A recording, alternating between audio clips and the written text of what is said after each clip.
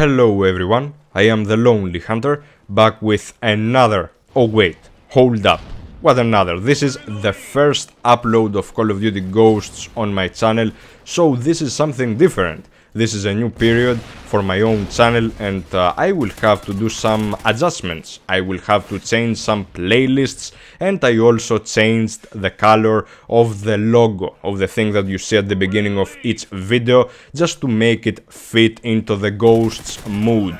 And just to make things better, I have this video right here to tell you guys about my first impressions and thoughts about this game, because I didn't want to come up with a video on day one.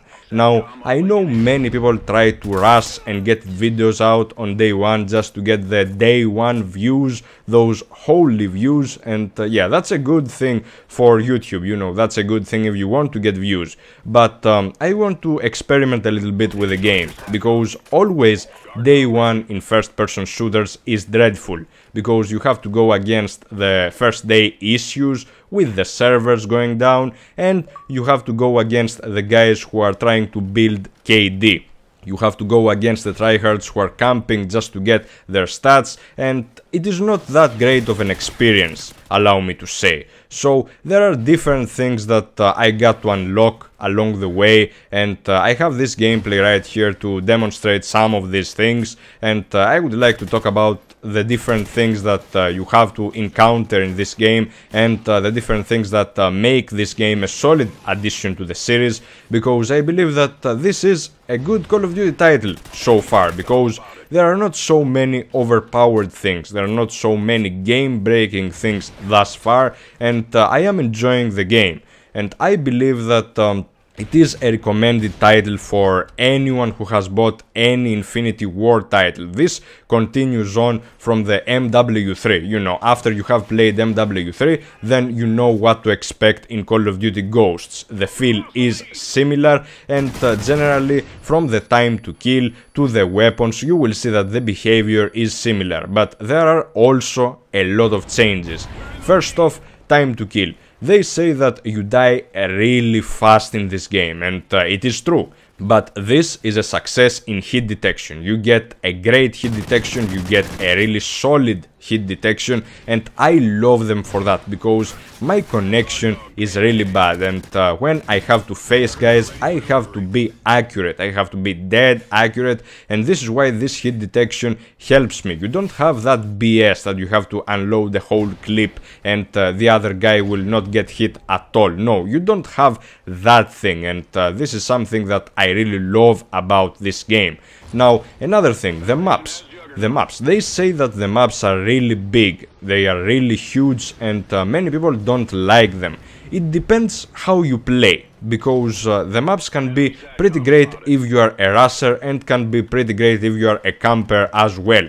If you are a camper, yeah, you can sit around, you can hide in bushes, and from the things that I noticed from day one, when I played the game on day one, was that many people that were camping, many people that were playing cautiously and were playing slowly, were winning in that game. So they made this game for kind of a slower play style, but I don't like that. I like to rush, I like to run around, and those maps are also great for that.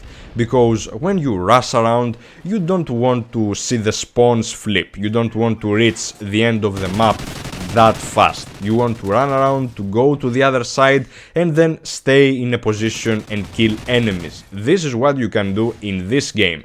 That is why I have some of the speed perks equipped. That is why I like to run around in this map, because when you run around in this map, you go to a certain position, you go to a position that you like, and you don't really care if an enemy is going to spawn next to you or is going to spawn behind you, because you keep pushing, and by the time that you reach a spawn point, you know that the enemies are on the other side. So when you clear a spawn point, there is not that BS killing you instantly. No, they will spawn on the other side, because probably until then your teammates will move on with you and you will all be on a whole different side. So maps are not an issue for me. Now, streaks. I like the dog. The dog is overpowered. Yeah, this is an OP thing that you have to notice, but it is a trademark for this game. What can you say? So, it is something really great to use. It is a go-to kill streak, it is a go-to point streak, and building up point streaks is also hard in this game. You have to be really cautious, you have to be really tactical, and from the attachments that you use, from the perks that you use, you build different setups to do that.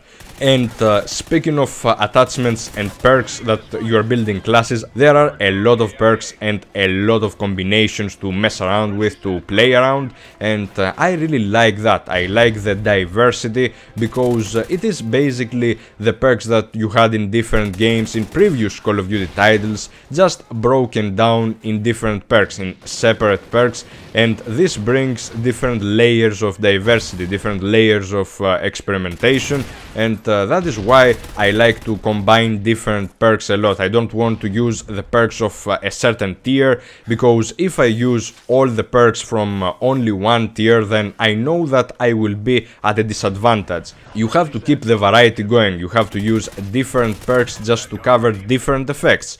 However, if you want to have more perks, you can have with Specialist, which is kinda nerfed in this game. It is really nerfed because it depends on the perks that you will choose later on. So for me, the go-to package is Assault.